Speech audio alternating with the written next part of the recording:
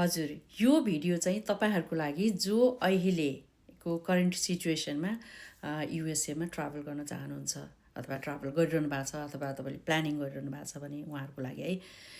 खास के भयो भनेदेखि म एक हप्ता अगाडि यो एक हप्ता अगाडि नेपालबाट कतार हुँदै यता अमेरिका आएँ। अनि आउँदाखेरि के भयो भनेदेखि आउने बित्तिकै इमिग्रेसनमा चाहिँ पासपोर्ट चेक गर्नुभयो। पासपोर्ट चेक गरेर चाहिँ अनि कहाँबाट आएको भनेर सोध्नुभयो। अनि म चाहिँ म नेपालबाट आएको भने। अनि त्यसपछि कति समय बस्नुभयो भनेर सोध्नुभयो। अनि म 2.5 months जति बसेको थिएँ। अनि त्यति अरू केही पनि क्वेसन आन्सर गर्नु, क्वेसन आएर केही पनि भएन। त्यति मात्रै 2टा क्वेसन सोधेर चाहिँ मेरो पासपोर्ट चाहिँ त्यो रातो एउटा एन्भलप जस्तोमा हालेर अर्को त्यो इमिग्रेसन क्लियरेन्स गर्नुपर्ने ठाउँ पठाइदिनु भयो। अब मेरो चाहिँ 2021 इयर्सको अमेरिका बसाइमा यो चाहिँ मलाई फर्स्ट टाइम भएको हो। पहिला कहिले पनि त्यस्तो भएको थिएन होइन। अनि त्यहाँभित्र गएपछि चाहिँ त्यहाँ गएपछि फोन गर्न नपाइने होइन, त्यो भनेर जानकारी गराइयो। र झन्डै यस्तै आधा घन्टा जति म त्यहाँ कुरेँ।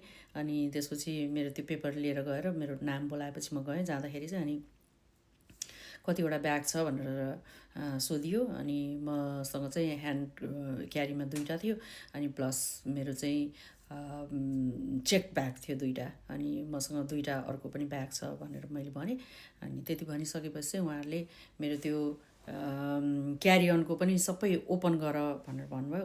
ओपन गरेँ। अनि त्यसपछि खाना ल्याएको छ भनेर सोधेँ होइन। अनि मैले खानाहरू केही पनि ल्याएको थिइनँ। अनि मैले छैन भनेर भने, तर पनि they want to check everything. सबै चिजमा त्यो चेक गरेको ब्याग पनि ओपन गर्न लगाएर, अझ ओपन गर्न लगाएर पनि अझ मलाई चाहिँ त्यो ब्यागभन्दा अलिक केही पर उभ्याउन लगाएर अनि सबै ब्यागहरू चेक भयो है।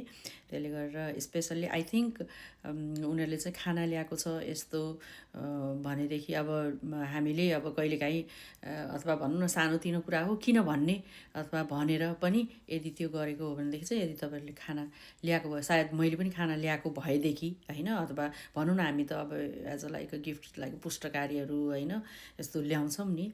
अनि त्यस्तो हुँदाखेरि पनि सायद उहाँहरूले चाहिँ मलाई पेनाल्टी लगाउनुहुन्थ्यो होला होइन। अब तर थ्याङ्क गड मैले चाहिँ खानाहरू केही पनि बोकेको थिइनँ है। तर पनि इच एन्ड एभ्रिथिङ त्यो सबै कपडा पल्टाएर एकदमै खोत्तल खातल गरेर हेर्नुभयो कि। अनि यो चाहिँ मेरो एकदम यो पहिलोचोटि म झन्डै 20 वर्षमा केही नभने 12-13 चोटि ट्राभल गरिसकेँ, नेपाल आउने जाने गरिरहन्छु होइन। तर त्यो समयमा कहिले पनि यस्तो भएको थिएन। तर यसपालि भने चाहिँ एकदमसित सबै ब्यागहरू चाहिँ खोत्तल खातल गरेर त्यहाँ इमिग्रेसनमा चेक गरियो। त्यही भएर तपाईँ पनि यदि ट्राभल गरिरहनु भएको छ, अब अरू कन्ट्रीको त मलाई थाहा भएन, तर अमेरिका ट्राभल गरिरहनु भएको छ भने चाहिँ जस्ट बी केयरफुल। त्यो सानोतिनो कुराहरू यहीँ पनि किन्न पाइन्छ होइन, हामीले उहाँदेखि ल्याउनुपर्छ भन्ने जरुरी नै हुँदैन होइन। त्यसले गर्दा खानाहरू चाहिँ केही पनि नबोक्नु होला, मेरो सजेसन।